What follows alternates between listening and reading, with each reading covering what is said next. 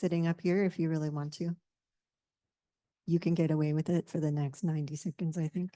Okay, so I'm Cindy Alia King, faculty co-director of Murphy Writing of Stockton University. I'd like to introduce the other members of Murphy Writing program. Program coordinator Taylor Coyle. Yay. Faculty co-director Emory DeGiorgio over here. And Peter Murphy, founder and director emeritus.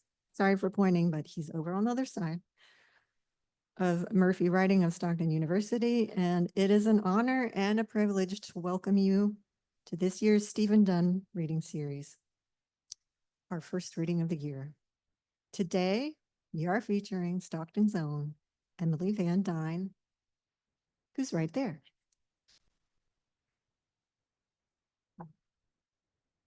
I'm going to make just a few announcements and I'm going to speak rapidly. Okay, the Stephen Dunn reading series is sponsored by the William T. Daly School of General Studies and Graduate Education. Maddie Deininger, member of the Board of Trustees and 1980 Stockton graduate, the Literature Program of the School of Arts and Humanities, and Murphy Writing of Stockton University. A special thank you to Liz Masterson, Sean Manuola, and Lauren Rivera for their assistance and support of today's reading, and a shout out to Stockton's ITS production team for making our in-person and online event possible. Thank you so much. Yay. A little bit of history. Pulitzer Prize-winning poet and Stockton professor emeritus Stephen Dunn began the VWS Visiting Writer Series in the fall of 1974. In the past 49 years, the series has hosted some of the greatest writers of the 20th and 21st centuries, including Robert Bly, Lucille Clifton, Mark Doty, Jeffrey Eugenides, Richard Hugo, Joy Graham, Terrence Hayes, Jane Hirschfield, Pam Houston, Galway Cannell, Terry McMillan, Sharon Olds, W.D. Snodgrass, Gerald Stern, Yusuf Komanyaka, Rita Dev, Reginald Dwayne Betts, and Tahimba Jess. Those are just all stars. Before we get to today's program, let me tell you about some other events you might be interested in. Murphy Writing continues to host hour-long write-in sessions on Wednesdays at 7 p.m. These are open to anyone. If you need a little help getting your butt in the chair to write, they are free and open to the public. Likewise, Murphy Writing and the Noise Arts Garage continue to sponsor World Above, our free community open mic and featured reading series. Join us at the Arts Garage or online on Wednesday, October 16th with featured local poet, the very beloved Mary Lisa Dominicis. Okay. Stockton Center on Successful Aging continues to co-sponsor a tour of poetry at the Otto Burns Public Library of Northfield. Our next session is this Saturday, October 5th, with Maria Provenzano from 12 p.m. to 2 p.m. Registration for the 31st Annual Poetry and Prose Getaway is open. Woohoo! Join us at the Seaview Hotel, January 17th to the 20th, 2025. That's over Martin Luther King Day weekend. It is an extremely cozy and I don't know, I feel like it's really beneficial to be around other writers and feel like you're all feeling low-key. And if you've never attended before, we have scholarships for first-time attendees. Scholarship deadline is October 1st, 2024. If you're one of my students, please ask me or one of your teachers. And in general, visit murphywriting.com and join our mailing list to stay in the loop about all of our upcoming programs this year. Cake announcement. There is a cake when the reading stops and the Q&A begins. I will start to cut pieces of cake and Emory will push cake. I cut, she pushes. This is our system, generally speaking. So you can run around and pick up a piece of cake before you have to go back to class or whatever you may be doing. The Q&A, I'm not saying we should not stay for the Q&A. I'm just saying cake. Okay, so with this out of the way, I'd like to welcome the introducer for Emily Van Duyne, Christine Salvatore, who will introduce Emily Van Duyne, also happy to sign books afterwards. And I'm going to run over to Emily in case she gets emotional. I'm going to take her picture. Okay. Please know that there will be a Q&A at the end of the reading. Zoom viewers can use the chat feature at that time. And I think Emily already did the thing. Okay. So please warmly welcome Christine Salvatore.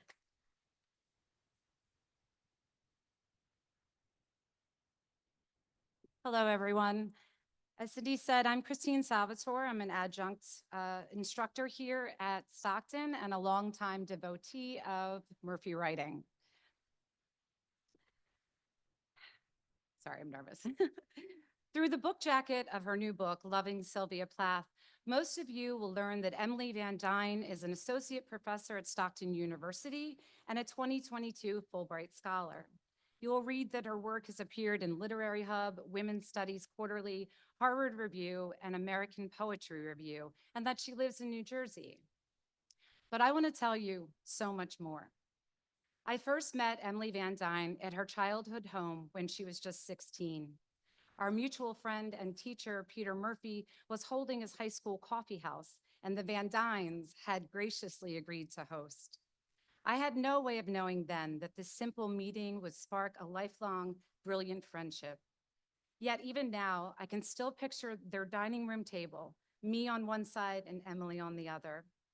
Over the years, we grew, both together and apart, navigating the turbulent waters of young womanhood. We earned accolades, fought our inner battles, and reunited each year at the Murphy Writing Getaway to laugh, to cry, and to share our poetry. This book, like all great books, has been in the making for years. Though we shared a deep admiration for Sylvia Plath, it was Emily who carried this book within her all along, perhaps for her entire life. With her keen intellect for research and nuance, paired with an ability to read between the lines, Emily brings clarity to the misunderstood. Those who attempt to obscure Plath's true brilliance don't stand a chance under her incisive lens. Through the toughest times, I have witnessed Emily's unwavering passion for truth, for light, and for joy. I have watched her rise and fall, only to rise again, never letting her own spark go out. From the moment I met her, I knew there is no one like Emily Van Duyne. Through her sharp intellect, her deep kindness, and her fierce love, she invites us to see the world through her eyes in this work that author Gail Crowther tells us is a must-read for any feminist, any lover of literature, and anyone who simply values a gripping story. In Loving Sylvia Plath, Emily Van Duyne shows us that darkness cannot forever conceal those who seek to suppress the light of others. I, for one, am eager to see what she drags into the light next. Emily Van Duyne.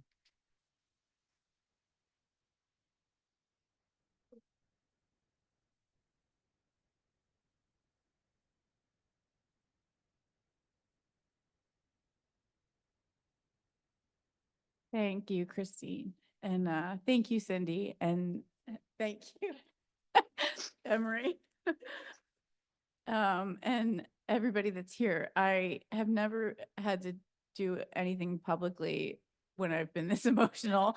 I mean, like, I just think it's such a testament to the community in South Jersey. You know, how many people have a reading for their first book that is sponsored by the person who gave them the subject of their first book? Like Peter Murphy gave me Sylvia Plath when I was 15 years old. He's over there. And he didn't just give me Plath's poetry. Like he knew that I was interested in Plath's life. And he said, well, there's two biographies you should read, and you have to read this one first, and then you have to read this one second, and then you have to tell me what is missing from the first. Like you have to read between the lines, which is functionally the thesis of my book. So thank you very much, Peter. And that was That was 29 years ago at Atlantic City High School. So if anyone tells you that Atlantic City High School isn't the best high school in the area, they're full of shit. It is, and it has always been. And so many of my former teachers and mentors are here. My former students are here, Liz and Moniba. And my best friends in the world are here, Christine and Emory and Nancy and so many of you, Diane, oh my God. And my aunt and my parents. This is wild. My 7th grade and 8th grade English teacher is here. And Jack Connor, who was retired, I think the year that I started full time at Stockton, and it was such a hard year. And he was like, man, you really gave it to some of those people who chose that bad book. Like, keep going, you know? And it's just amazing. So thank you all so much. And I think anyone that I didn't mention just now is in the acknowledgments for this book. So thank you. Okay. This is quite a scholarly book, actually. It doesn't make for great reading out loud material sometimes, so I thought I would just read the afterword, which is surely the sort of, I think the best part to read aloud. And then when I'm done, you can all eat cake, and you can also ask questions if you have questions, which I hope that you do, because that's the more fun part, just getting to sort of talk about Plath and the writing. All right, so let me blow my nose. Okay. So the afterword is called The Heart and the Fire. It's the very last section of the book. And I just wanted to give you, if you're not familiar with Plath or if you haven't read the book, a little bit of context. So Plath killed herself in 1963 and became quite famous after her death. She was married to a very famous poet named Ted Hughes. He was famous in their lifetime. They had a violent marriage. It dissolved in the last year of her life. And part of the thesis of the book is that contributed to Plath's suicide. But they were still married when she died. And so he inherited everything that she ever wrote. And he made her famous, but the way that he made her famous was to give us a very narrow and I think problematic view of her life. So the book is partly about a reclamation of that. And in my favorite story, or one of my top 5 favorite stories about Sylvia Plath, Hughes was having a number of affairs with different women. And so in the summer of 1962, when she found out about the first and the most significant of these affairs, he was in London doing recordings for the BBC. And she ran up to his desk and she took every single scrap of paper off of his desk and his like books and his day calendar and all the drafts of the poems that he was working on. And keep in mind, he was a real famous poet. And she built a giant bonfire in the backyard. And she set it all on fire. And she danced around the fire and she leaned into it and she said, "Now speak." And she claimed that when she said that, a wisp of paper flew off the fire and it said Assia, which was the name of the woman that he was having the affair with. And so she believed herself to be possessed of psychic powers. And I like how in a book that's supposed to dispel witch mythology about Sylvia Plath, I just told you she's psychic, whatever. Anyway, so now you know everything I think you need to know. Okay. In the end, what does it mean to love Sylvia Plath? As Maggie Nelson reminds us in The Art of Cruelty, to be called the Sylvia Plath of anything is a bad thing, a signal that you're extremist, suicidally depressed, hysterical, angry, or misandrist, to name just a few of the character traits we associate with my favorite writer. Anyone really familiar with Sylvia Plath's life and work knows this is a reductive stereotype about her, but it is a powerful one. For decades, I was told that writing about Plath from the perspective of an admirer was disastrous. If I loved the work and life of a woman who was so grim, so fated to die, then surely I too was grim, and if not fated to die, then unnaturally interested in death and dying. And the truth was, I was curious about death and dying, like most of us, but this was somehow pathologized when it was attached to my interest in Sylvia Plath. Why, for instance, is the exploration of death and suicide seen as a mark of pathology in Plath or her readers? But Norman Mailer could stab his wife with 6 witnesses and later be invited to moderate a debate on feminism. It's a good question, right? True, that's true. The simple answer is he is a man, but that's not an answer in the end. In death, Plath suffered hostilities that were portrayed as the just consequences for her choice to end her life. The resulting discourse centered her suicide in a way that many saw as in need of righting. Over the years, my attempts to correct Plath's easy association with suicide sometimes led me to hyper-focus on the joyful events in her life: childbirth, daffodil planting, traipsing as a graduate student through Paris with the Italian man who lent her his typewriter. I did this, I see now, as though I might erase the tragedy of her death. But then I was struck by a passage from Jacqueline Rose's landmark book, The Haunting of Sylvia Plath, in which she criticizes the feminist position that we might gain a whole Plath by recovering work Ted Hughes censored. Rose believes this is predicated on the false notion that an uncensored Plath materializes if we read her work in terms of a positive emergence of selfhood, a narrative progression from suffering into self-discovery or flight.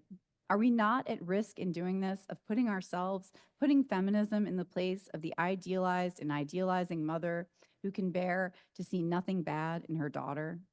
In other words, a restored Plath does not cancel out a Plath who killed herself. For Rose, it made sense to read Plath in terms of the unbearable coexistence of opposites. Plath at her most triumphant and at her nadir, a woman who is neither essentialized nor moralized in an essentialist way. For me, it makes sense to love Sylvia Plath in the same way. Loving Sylvia Plath has long been essentialized as a young woman's game, a phase to pass through and grow out of in order to be taken seriously.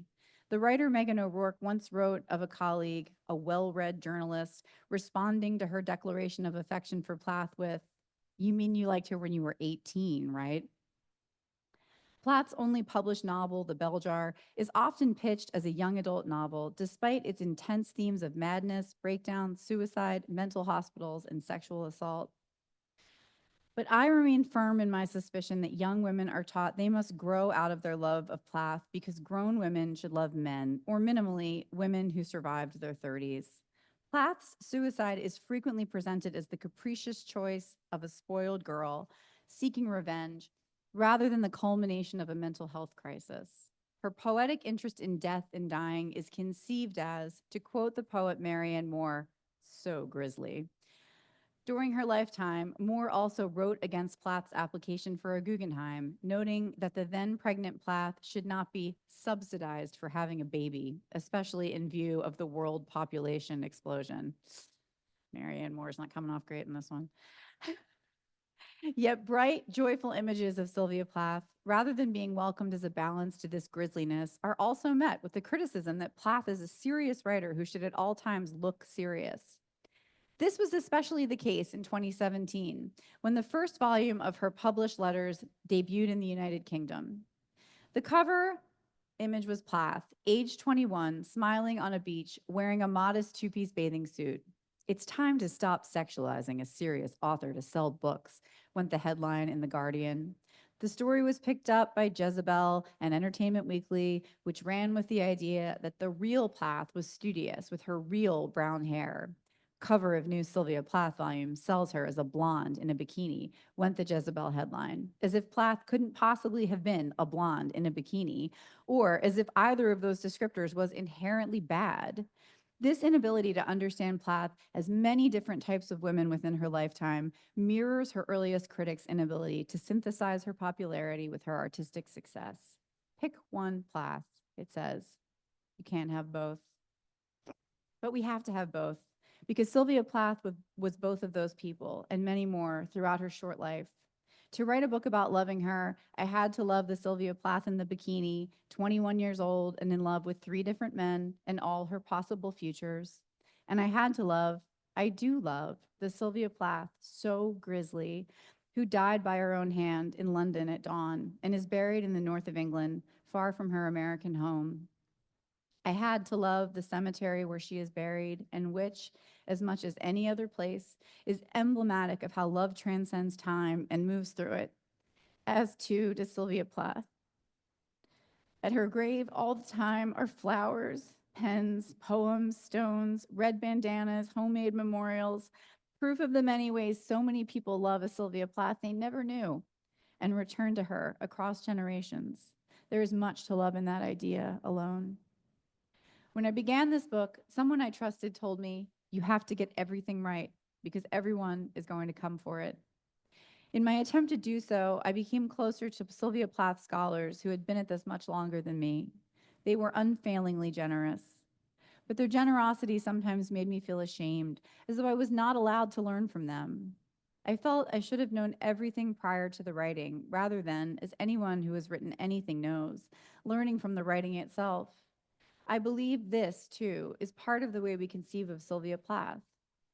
As a writer, we already know everything about when we must be done with. Sylvia, no more Plath, please, won a 2003 New York Times editorial by a Florida man named Horace Hone in response to a review of the 2003 biopic Sylvia. Do we need this plethora of Plath? Mr. Hone wondered. I don't actually agree with him. A plethora is an excess, more and more of the same. We have come to know a Sylvia Plath whose life is her famous death, or else its prologue, the apocryphal Chekhovian shotgun over the mantelpiece that had better go off by the end. We need new stories about Sylvia Plath and new stories about we who love her. When the trusted person told me, "You have to get everything right," I jumped right in with the proper response, the one I had been trained to give. "It has to be textual, not rhetorical," I said, and they said, "Yes, exactly." Texts are enormously important to any book that sits, as I hope this one does, at the crossroads of theory, imaginative literature, and biography. But I could not have written it without the embodied experience of loving Sylvia Plath. Tramping across graveyards and into the British Library, standing alone on a dark March night outside the London home where Plath killed herself, trying to leave and feeling, each time I turned to go, that something called me back.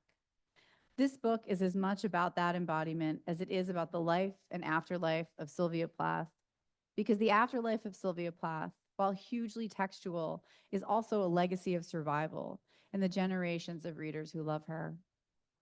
I wrote this book to celebrate and interrogate the living Plath, the conditions of her life, death, and literary afterlife, and the way she has transformed and informed every stage of my life.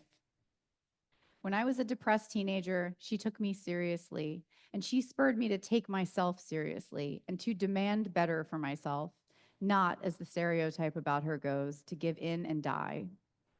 When, as a young first-time mother, I fled a violent relationship, it was her incandescent outrage at her husband that helped me rebuild my life and believe in my worst moments that I deserved one at all. When I was a struggling single mother, Plath's transcendental love of her children gave me faith that my son could teach me how to live. And when, years later, in the midst of writing this book, I had a second son at the age of 40 with a loving partner, I recited Plath's poem for her own infant son, Nick in the Candlestick, as his father laid him in my arms for the first time. Turning Sylvia Plath's writing about suicide, death, and dying into a question of moralism, pathology, or both has kept us from a true valuation of her extraordinary contribution to literature about death, about what it means to observe it as a living person, its processes and effect on the living, what it meant to desire it or pursue it, the terror and relief that it produced.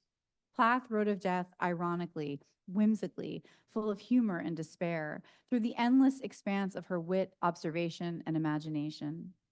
And in between the Plath, writing of death and suicide, and the Daly Plath, who baked pies and changed nappies, there is a wildness that I continue to seek. I must be lean and right and make worlds beside this to live in, she wrote in her journal in March 1957. I wrote this book to explore the worlds that Sylvia Plath built, of which I am the smallest part. A bluebird she painted on her daughter's doll cradle, a tulip on her snowy grave, a red heart she tossed onto the fire as she danced, laughing, around the flames. Now, she whispered, speak. Thank you.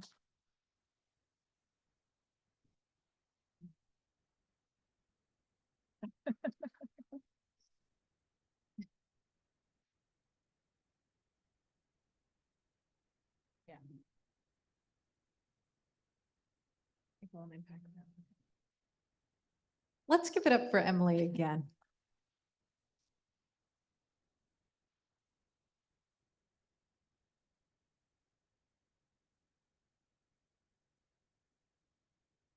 like to open it up to some Q&A, and I'm happy to run the mic to people or just repeat your question. Like if you're on the super far side, I'm probably just going to repeat it for you. I'm not going to deliver it that far. But other folks. So does anyone have a starter question?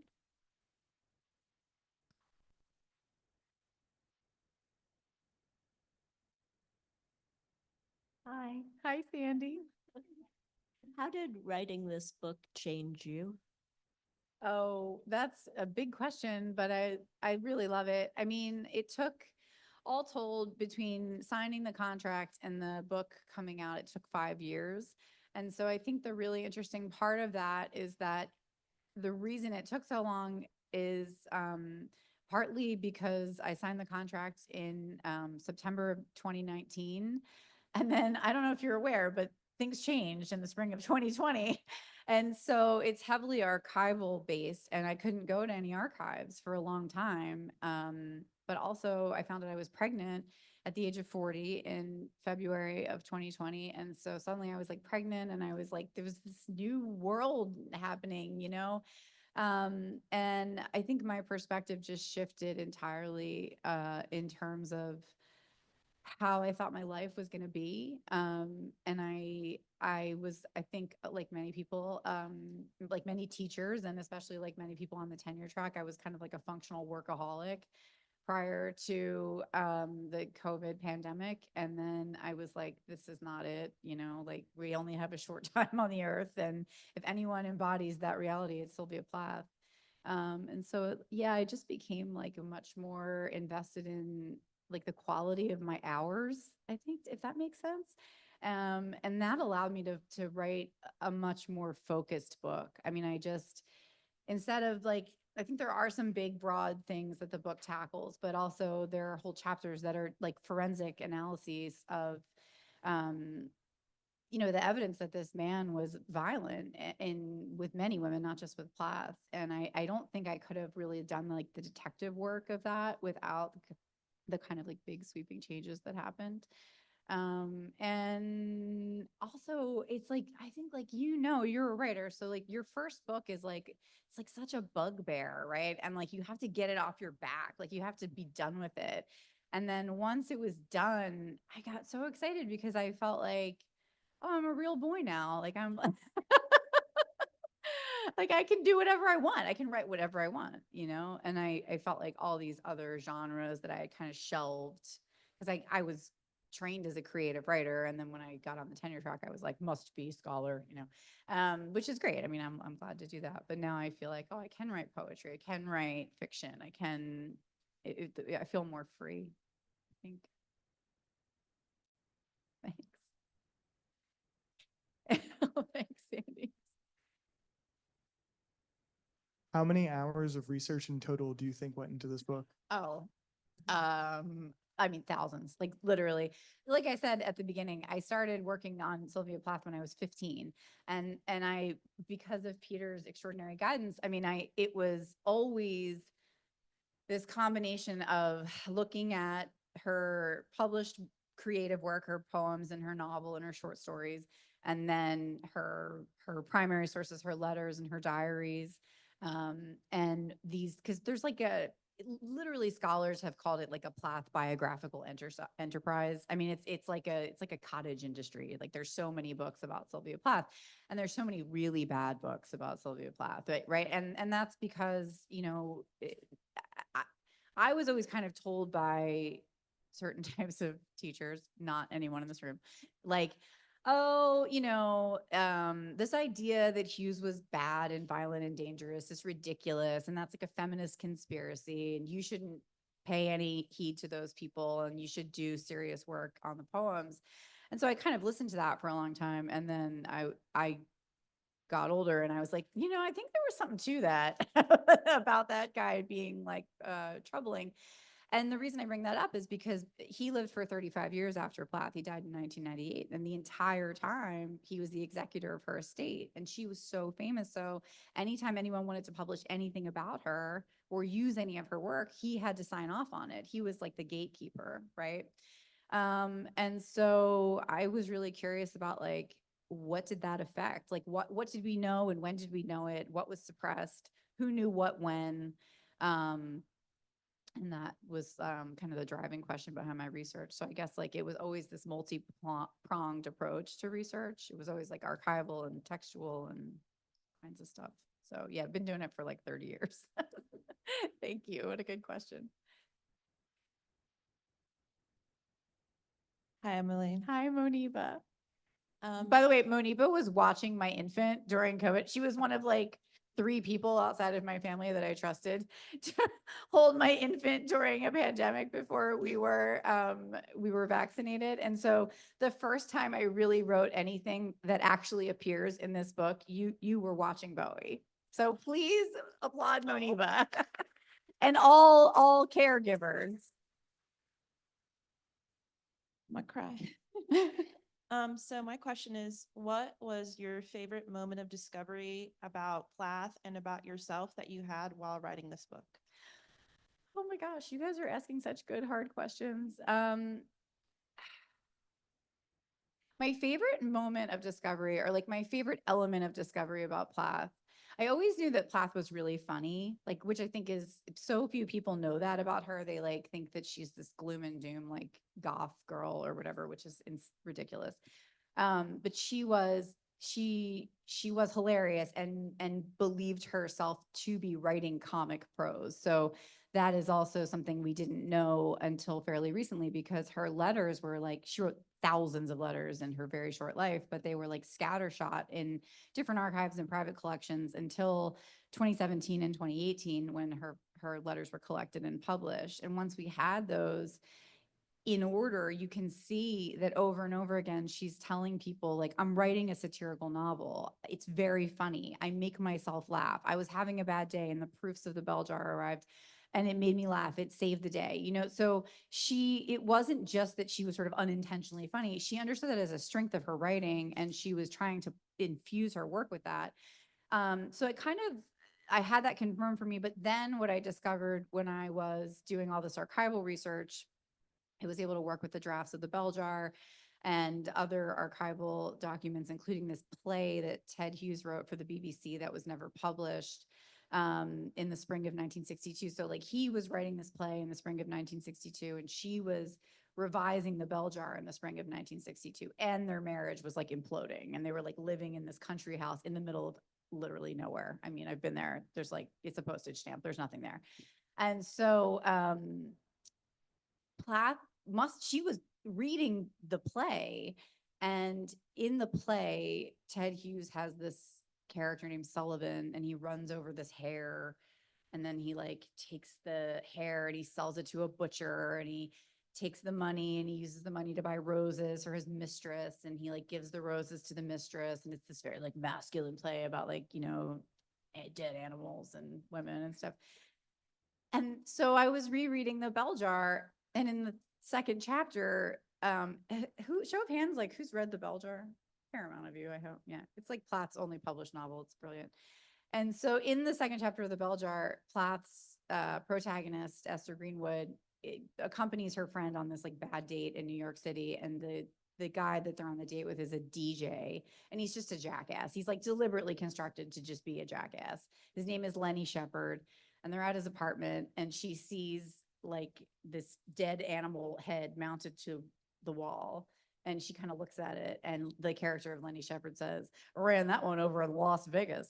And I was like, oh my God, like she was just sending up Hughes's masculinity, you know, in this very deliberate way that's never been talked about, right? And because it's always like, oh, she loved his masculinity, and she was so amazed with his violence, and she loved the violence inherent to him. And I was like, I don't think so, especially by spring 1962. I think she'd had about enough of it. And so I think that to me was just a delight. I mean, there were other things I discovered that were revelatory, but they're sad, you know, they're heartbreaking. And that was not heartbreaking. That was like, yes, I will take that. Right. So I just love the idea of, if you know anything about Ted Hughes, he was like 6'3" and like so good looking. And he like was from the Yorkshire Moors, and he's like, everyone compares him to Heathcliff, you know, from Wuthering Heights. And the idea of her being like, now you're a DJ, right? just so funny to me.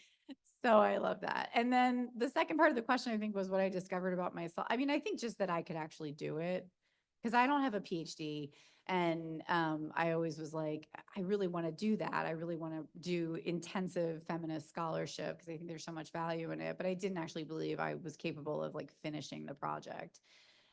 So it was exciting to be like, I can finish this project. And also less exciting to be like, but it's really hard. And sometimes, yeah, I threw out my back just from sitting in bed typing. That's so boring, right? But that's what happened. Thanks, Mo.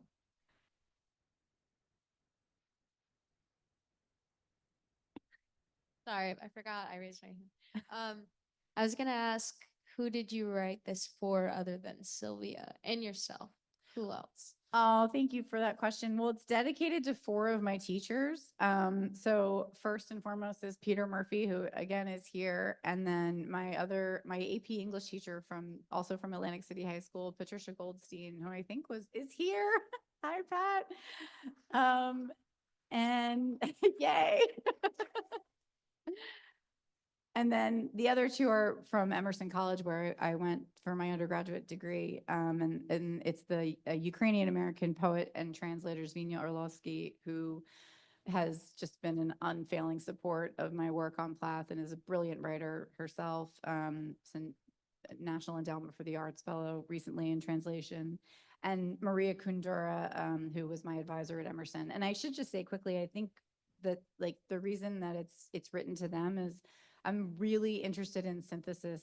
I love books that are multidisciplinary and multi-genre, and I think those are they're the books that I love the most and the ones that I tend to think are the most successful. And so, Peter taught me about Plath, but about creative writing, and Pat told me about textual analysis. I mean, she would say, Emily, I love the way you write, but sometimes I have no idea what you're talking about.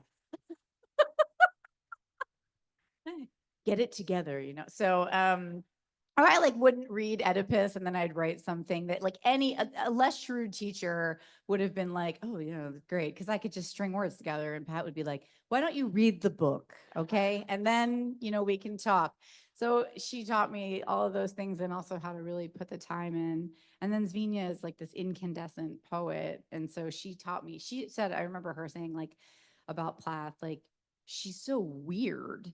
And I was 20 years old and I was like, I never thought about it like that, And she was like, what is her otherness that she reaches out for and puts on when she writes, And I was like, what does that mean? I just wanted to know what that meant so badly. And so she inspired me in that way.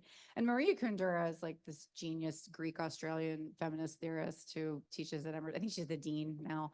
And she probably doesn't even remember me, but she was the smartest person I think I've ever met in my life. And she taught me about feminist theory when I was a junior in college. And I remember thinking when I was learning about it, oh, that's the language I've been looking for my whole life. That's my life. That's the things I felt in my heart, but I didn't know how to talk about. And she gave me that language. So it's for all of them. And also for fans of Sylvia Plath who have been denigrated for, decades. People just make fun of you. You're the butt of a joke. I mean, the amount of times I would go to the first day of a creative writing workshop and someone say oh, who's your favorite poet? And I'd be like, oh, Allen Ginsberg, It was Sylvia Plath, but I didn't want to say it. And I have a friend, Ash Trebisacci, who's this brilliant writer who teaches at Brandeis, and they are a trans man. And they were like, I am less afraid to come out as trans than I am to come out as a fan of Sylvia Plath in the academy. And they're dead serious, So I really think that is that says a lot about the cultural weight and baggage that she carries around with her. So thank you. Hi, Aunt Kathy. Hold on, it's coming. This is more of a comment than a question, but I'm not. Very at home in the academy if it's more of a comment than a question. We're really good at that here. I'm not a teacher or a scholar, but your wonderful teachers presented you with Sylvia Plath, who I always thought of as Emily's good friend Sylvia. So I never, has still not read The Bell Jar, but I just enjoyed following your learning about her and then you telling me about her. And I think that this book is, as a Reclamation, is an honor to her because you're speaking up for her because she couldn't speak up for herself. And I think that not being in the academic world, just have enjoyed following that process of learning about her and that she wasn't this, person that a lot of people think. And you doing the work and the research allows people to see her for who she really was and not for who Ted Hughes said she was. So that's my comment. Thank you, Kath. Kathy and I, we were together actually when we learned the news together that Plath's son Nicholas tragically took his own life in 2009. And I remember we were together and we heard that on NPR together. So you really have been around for all of this. Thank you, Kath. Thank you for coming. I love you. Hi. Oh, hi, Di. Love the glasses. Love the outfit. You look great, by the way. Very excited about the book. I have also never read Plath, and I've been your friend for years. I have two questions. One is, what should I read first? And you've told me, and I don't remember. And two, I'm not a great reader, so I need to get on that. And two, you said that this book was mostly archival and doing a lot of digging and research. But I remember you told me in passing. Oh, and by the way, everyone get cake. If you want cake, come get cake. Get cake. Get cake. Everyone take cake. Cake is required unless you can't have cake. The other question I had was, did you get to meet anybody or do any good interviews or have any serendipitous interactions with people in your research for this book? Oh my God. So many. First of all, read The Bell Jar first. I think you would love it. It's very funny and smart. And secondly, well, I mean, the most serendipitous interaction that I had for this book, which if you've read the book or if you know me, you've heard this story. So forgive me for repeating myself, but so Plath had two children with Hughes, a daughter, Frida, born in 1960, and son, Nicholas, born in 1962. And so in 2018, I traveled to England because Harvard Review had asked me to review her second volume of letters. And there was an event with the editors at the British Library. So they sent me over there, which was really kind of them. And then Stockton graciously paid for me to go north to Yorkshire to see Plath's grave because I had never been. And so I went, and it was a Saturday morning, and it's, like, again, postage stamp, the middle of nowhere. And so I was out looking for the grave, and this English woman had a big dog, and she said, "Are you looking for Sylvia Plath?" And I said, "Yeah, I am." And she said, "Oh, you must be here for Frida's reading." And I was like, "What?" And she's like, "Yeah, her daughter, Frida, is here. She's in town. She gave a reading last night." And I was like, "No." And because I had been there the night before having dinner and missing the reading, and I was so disappointed. And she's like, showed me where Plath's grave was very kindly. And I was like, and then I kind of walked off and I saw the grave and it was very moving. And right before I saw the grave, I passed Ted Hughes's parents' graves. And I was like, oh, wow, I hadn't have thought of, like, of course they're here too. And I put flowers on their graves. And then I kept walking and I sat with Sylvia for a little while, and it was a beautiful day and had my moment and left some stuff. And then I got up to walk away and I heard this woman's voice say, "I can never remember where grandmom and granddad are buried." And I was like, oh my God. And it was Frida. And she was in the graveyard with me. and I was like, "They're over there." And she was like, "What?" And she's the spitting image of her mother. I mean, it's uncanny. She's really tall like Sylvia and really imposing. Her face looks just like her. She's a weightlifter, so she's really buff. And we got to talk for a while and it was just incredible. So yeah, I would say that's definitely like the most important like spiritual encounter that I had, but also I got to interview so many Plath scholars and that was just incredible. And most recently, not prior to writing the book, but as a result of writing the book, the feminist poet Robin Morgan, who was a really important, influential feminist writer and activist who did all this work on Plath in the 70s. I sent her a copy of the book and she called me on the phone and we got to talk for 2 hours and then she interviewed me for her podcast. It was amazing. So yeah, that was also really wonderful. Hi. What hardships did you face while writing this book? I feel so, thank you. It's a good question. I think the hardest part was just trying to write a book when I had 3 kids at home because a lot of it was written during COVID. And so they were in the house just like all the time. And, I remember like, I was like, okay, spring 2020, this was when I signed the contract. I had originally until 2022 to finish the book. And I thought like, okay, great. Like spring 2020, they'll still be in school and I'll be home. The semester will be over and I'll have that 2-month window where I get like my best work done. Every writer and mother in this room is nodding their head right now. Like, yes, I know that time. And then it was like, nope, they're home all the time. So that was really challenging.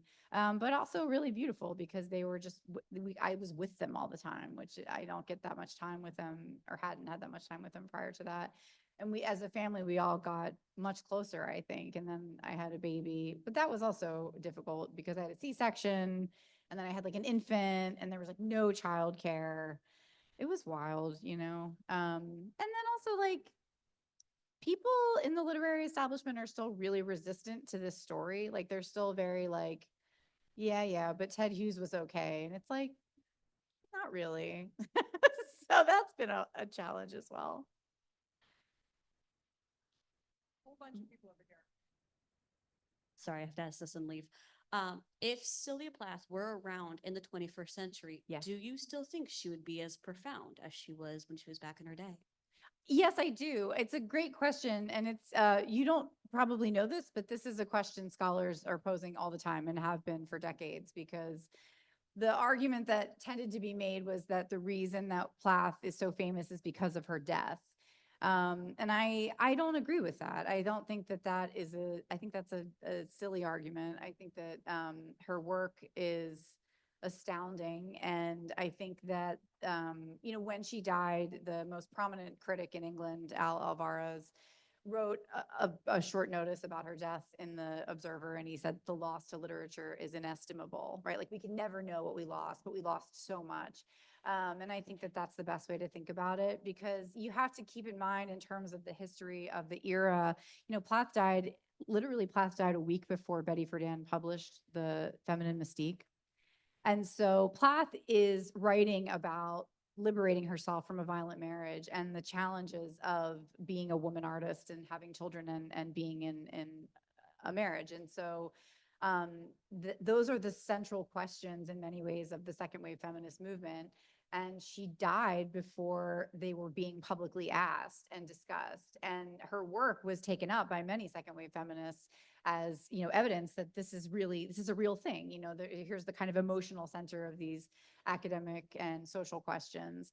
And so I think had Plath survived, she would, I imagine Plath like Adrienne Rich or like Gloria Steinem, I imagine Plath writing novels and traveling to Marrakesh and like coming out as bisexual and like having wild affairs. And, I think she would have, because she was so unconventional.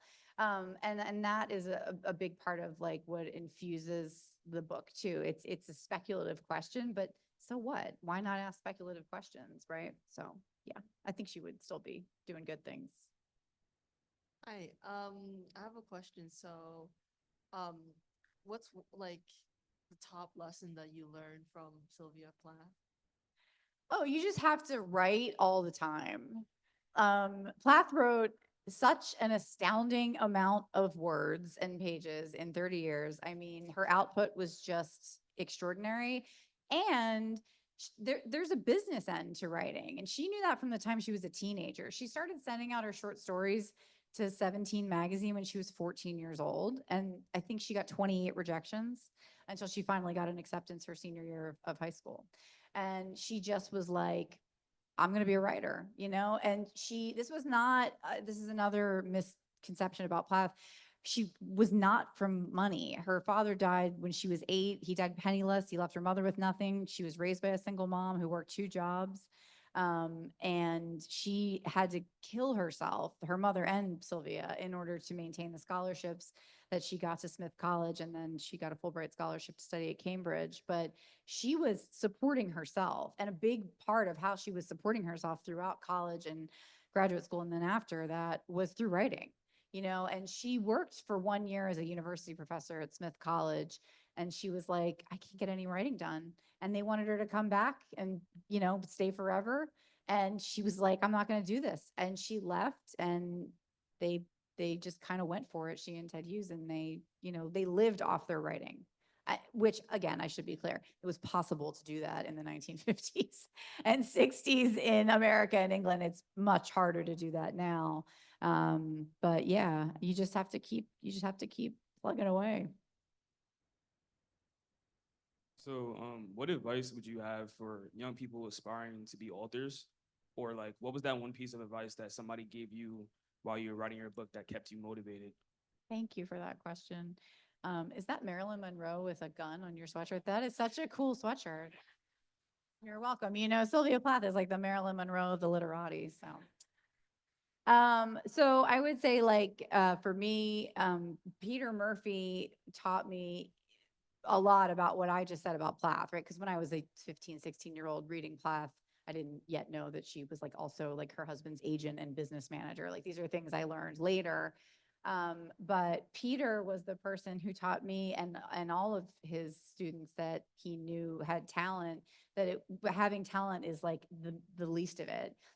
A lot of people have talent. And he showed me a pathway to professionalize myself as a writer. And I always had that to fall back on, right? Like, how are you going to make a living, and how can you keep writing part of that? And that is the thing that allowed me to write the book, because I can't emphasize this enough. I was an adjunct professor here, and at every other college in South Jersey for 5 years, when I was a single parent. And I did a lot of writing then, but I wasn't doing the kind of writing that I did that got me this book contract and got me to finish the book.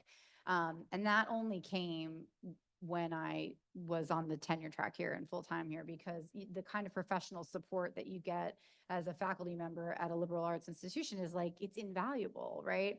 And the reason I say that is we should be giving that to everybody, right? So that's a different conversation. That's another book about adjunct labor in the academy. But yeah, so I mean, I think that's a big part of it. Like, just knowing that, like, it's not just about putting words on the page, right? It's about understanding genre, understanding your audience, understanding where you want to be published. Like, I wanted to publish a big book with a big press. That was my goal, right? But for some people, it looks really different, right? So, like, what does that look like for you? I think is a big part of the questions that young writers should ask themselves. And also surround yourself as best you can with a community of other writers, because writing can be a really solitary experience. And there's so many people in this room. Like, I'm going to cry again if I start naming them, but one of them is holding the mic next to you and the other one's next to her. And, and these are people that they're on the same tough path, and so that is a real boon when you feel like you're alone, that you're not. Sure.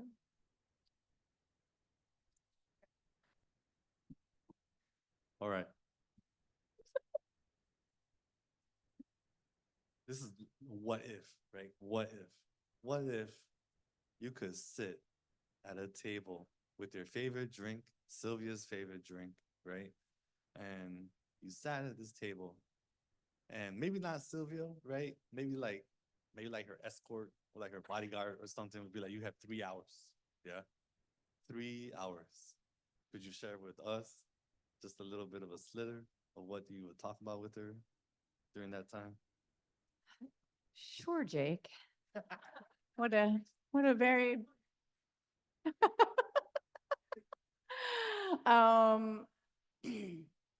let's see. 3 hours. I was like, that's so generous. Yeah, I mean, I feel like the number one thing I want to talk about with Sylvia is her writing. And also I want to know about what it was like to have children. I think, like, if you read her work chronologically, the creative and imaginative leaps that she makes after she has children are pretty wild. And I think that that made her feel really solid in her own body. And I'd love to hear more about that. And like and what it means to feel that way, to feel like I'm a real person now, you know, and you have to listen to me. And I want to know if I think Hughes was cheating on her in 1957 and 58 when they were in Massachusetts. She was teaching at Smith and he was teaching at UMass Amherst. And there's a lot of shady shit that was going on that year. And I really want to know about that. And I really want to know about her lover, Richard Sassoon, who was the cousin of the British poet Siegfried Sassoon. And she was madly in love with him when she met Hughes, and he rejected her, and she married Hughes 3 months later. And that is a lot of questions about that. She was sexually assaulted by a professor in the summer of 1954 at Harvard Summer School. I have a lot of questions about that. I have a lot of questions about her mother, Aurelia, and her father's death. Yeah. Oh, yeah. Where, I mean, you want me to go on for 3 hours because you know me pretty well. You know that I could. Any last questions? Another round of applause for Emily Van Dunn.